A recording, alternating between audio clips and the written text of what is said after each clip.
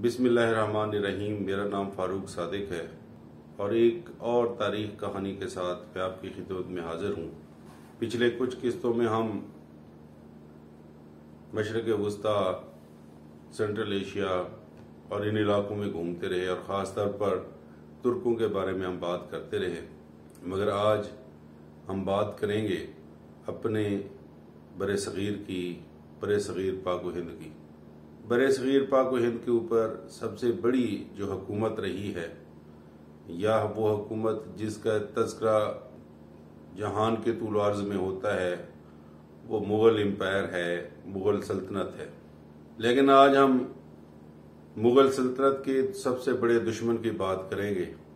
वो दुश्मन जिसने मुग़ल सल्तनत की बुनियाद मजबूती से कायम करवाई और जो कि आने वाली 2.5 सदियों तक बाकायदा तौर पर जारी रही। मैं बात कर रहा हूँ शेर शाह सूरी की।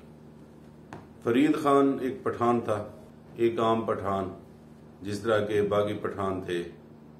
वो एक सिपाही के तौर पर फौज में शामिल हुआ और फिर वो तरक्की करता हुआ कमांडर बन गया। शमसुद्दीन गवर्नर था बिहार का, जिसको खतरा पैदा हुआ कि शेर शाह सूरी कहीं उसके खिलाफ बगावत ना कर दे, तो उसने उसके खिलाफ फौज भेजी, जिसको शेर शाह सूरी ने शिकस्त दी और बाद शेर शाह सूरी ने शमसुद्दीन को भी शिकस्त दे दी। यूं वो बंगाल का गवर्नर बन गया। अभी वो उसे जंग में मसरूफ था कि मुगल शहनशाह हुमायूं ने उसके ऊपर हमला कर दिया और 1539 में उसने चौसा की जंग में हुमायूं को शिकस्त दे दी। हुमायूं के साथ उसकी जंग 1940 में कनूज के मकाम पर हुई और उसने दोबारा हुमायूं को शिकस्त दी और हुमायूं हिंदुस्तान छोड़ के ईरान की तरफ फरार होने में कामयाब हो गया। हुमायूं जो हिंदुस्तान का बादशाह था, वो अपनी जान बचाकर सफ़वी ख़ानदान के पास पनाह लेने ईरान पहुंच गया और फिर हिंदुस्तान के ऊपर शेर शाह सूरी ने हुकूमत की। शेर शाह उसको नाम दिया गया था उसकी बहादुरी की वजह से। जब एक शेर ने हमला किया तो इस अकेले नहीं, उस शेर को मार डाला। कहा यह जाता है कि शेर शाह जो है उसके अंदर लोमड़ी और शेर की सिफात थी। वो शेर की तरह ताकतवर और लोमड़ी की तरह चालाक था, जिसकी एक मिसाल मालवा की जंग है कि मालवा की जंग में बहुत खतरनाक सूरत हाल पैदा हो गई। उसके लश्कर के पास खुराक की कमी हो गई और इस जगह पर पहुंच गए कि लगता था कि शेर शाह को शिकस्त होगी। तो फिर उसने कुछ ऐसे खतूत लिखवाए और उनको इस तरीके से फेंका कि ऐसे लगे कि गलती से ये खतूत मालवा के हुक्मरान के हाथ लगे हैं, जिसमें उसने लिखा कि उसके बहुत सारे जर्नैल जो हैं वो शेर शाह के साथ मिल गए हैं।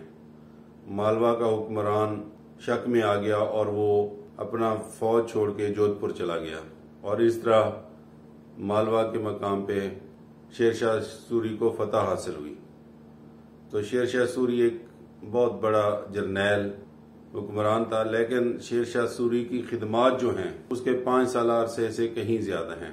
शेर शाह सूरी को हुमायूं ने उस्ताद बादशाह यानी बादशाहों का उस्ताद करार दिया। शेर शाह सूरी ने नया फौजी निज़ाम कायम किया, नया खजाने का निज़ाम कायम किया और सबसे अहम उसने आमदन का एक नया निज़ाम कायम किया, रेवेन्यू का निज़ाम कायम किया। ये वो 3 निज़ाम थे जिसको आकर अकबर ने आगे बढ़ाया और मुस्तहकम बुनियादों पर मुग़ल सल्तनत की बुनियाद रखी और इसी निज़ाम की वजह से मुग़ल सल्तनत आगे फैलती चली गई। इस निज़ाम की वजह से ऐसा था कि नाअहल मुग़ल हुक्मरान आने के बावजूद उनका खजाना लबालब रहता था और हुक्मरानी का सिलसिला कायम दायम रहा। वो इतना अजीम निज़ाम था कि अंग्रेज जैसे ज़हीन कौम भी उसको तब्दील ना कर सकी और उन्होंने भी इसी निज़ाम को इख्तियार किया। उसने 3 किस्म के सिक्के मुतारिफ कराए, जिनमें एक जो था वो मोहर थी, जो कि सोने का सिक्का होता था। दूसरा रुपया था जो कि चांदी का सिक्का होता था, और तीसरा पैसा था जो कि पीतल का या कॉपर का सिक्का था। और रुपया ऐसी मशहूर करेंसी बना कि जो ना सिर्फ पाकिस्तान, हिंदुस्तान, नेपाल, श्रीलंका और दीगर बहुत सारे ममालिक की करेंसी है। इसके अलावा उसने बंदोबस्त ज़मीन का निज़ाम मुतारिफ कराया, और ये तमाम जो आप टर्म में सुनते हैं, पटवारी, गिरदावर, कानून गो, तहसीलदार और यहाँ तक के थानेदार, ये सारे के सारे उसी निज़ाम के अंदर ओहदेदार बनाए गए और ये सिस्टम कायम किया गया, यह पूरा निज़ाम कायम किया गया जो कि आज तक चल रहा है। तो शेर शाह सूरी की अजमत ये है कि वो मुगलों का सबसे बड़ा दुश्मन था। जब तक शेर शाह सूरी जिंदा रहा, हुमायूं को जुर्रत नहीं हुई कि वो हिंदुस्तान के अंदर कदम रखे। बाद शेर शाह के वारसान आपस में लड़ पड़े और हुमायूं को मौका मिला कि वो दोबारा अपनी सल्तनत वापस हासिल कर सके।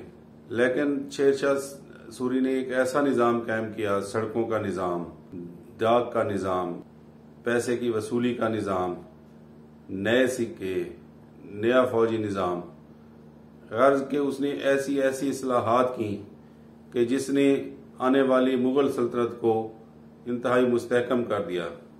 तो हम ये कह सकते हैं बड़ी आसानी के साथ कि मुगलों का दुश्मन नंबर 1 ही वो मुगलों का मोहसिन था, जिसने मुगल सल्तनत की बुनियादें मजबूत करने के अंदर सबसे अहम किरदार अदा किया।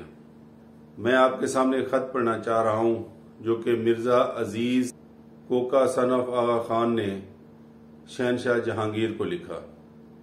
वो कुछ यूं है। खसूसन शेर शाह कोई फरिश्ता न था, बल्कि वो एक बादशाह था। उसके 6 साल ने सल्तनत के निज़ाम को इस्तेहकाम बख्शा कि अभी तक इसकी बुनियादें अपनी जगह पर कायम हैं। उसने हिंदुस्तान को इस तरीके से तरक्की करने दी कि शाह ईरान और तुरान दोनों इसकी तारीफ करते हैं और दोनों की ख्वाहिश है कि वो इस निज़ाम का जायजा लें। हजरत अर्श आशियानी यानी कि अकबर आज़म ने 50 साल तक उसके ज़वाबित पर अमल किया और उनको कभी भी गैर मुनक़ता न किया और उन पर अमल दरामद जारी रखा। और आज इस हिंदुस्तान में सिवाय बागियों के और जंगलों के कुछ भी नहीं बचा। तो ये वो खत था जो मिर्जा अजीज कोका ने शहनशाह जहांगीर को लिखा। इससे बढ़कर और क्या हो कि हुमायूं ने शेर शाह सूरी को उस्ताद बादशाह यानी बादशाहों का उस्ताद करार दिया और उसकी अजमत को सलाम किया। उम्मीद है ये वीडियो आपको पसंद आई होगी। अगर आप चाहते हैं कि हम ऐसी वीडियोस आप तक पहुंचाते रहें तो इस चैनल को लाइक और सब्सक्राइब कीजिए और कमेंट्स के अंदर आप बताइए कि आप किस शख्सियत, वाक़े या तारीख के बारे में आप कोई वीडियो पसंद करते हैं तो कमेंट्स में लिखिए ताकि हम उस मौजू के ऊपर अपनी वीडियो बना सकें। Thank you very much.